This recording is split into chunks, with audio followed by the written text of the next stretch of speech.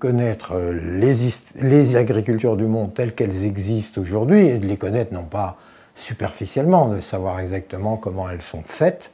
et deuxièmement comment elles fonctionnent, et puis qu'est-ce qui est en train de leur arriver, leur dynamique. Il faut déjà savoir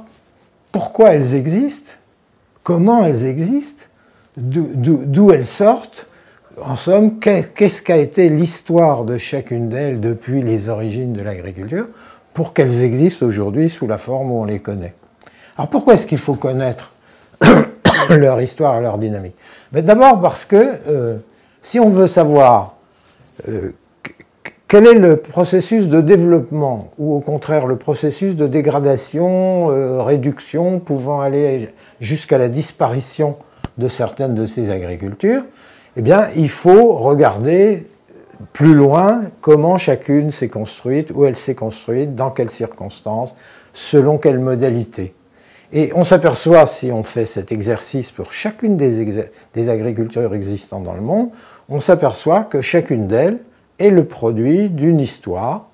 relativement spécifique, c'est-à-dire elle est née à tel endroit, à telle époque, dans telles conditions, d'une agriculture préexistante, qui est peut-être l'agriculture d'origine d'une région ou d'une autre, et ensuite qu'elle s'est transformée de telle manière. Et ça nous donne, on retrouve dans l'histoire, évidemment, tous les types d'agriculture qu'on a aujourd'hui,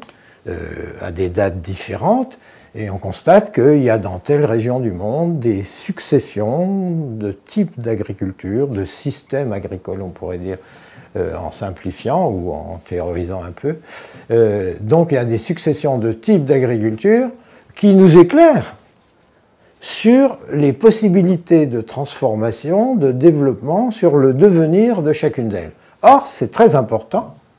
d'avoir le maximum de compréhension de non seulement comment est faite chaque agriculture, comment elle fonctionne, d'où elle a l'air de venir il y a 50 ans ou il y a 100 ans et où elle a l'air d'aller. Savoir ce qui risque d'arriver à toute agriculture existante aujourd'hui, les meilleures leçons qu'on puisse avoir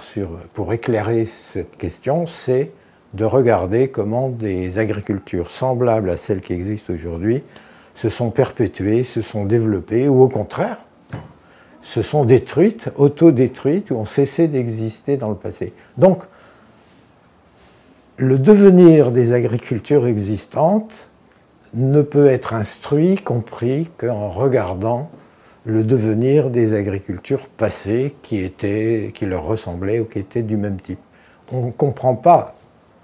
les développements des agricultures d'aujourd'hui si on ne connaît pas les développements des agricultures d'hier.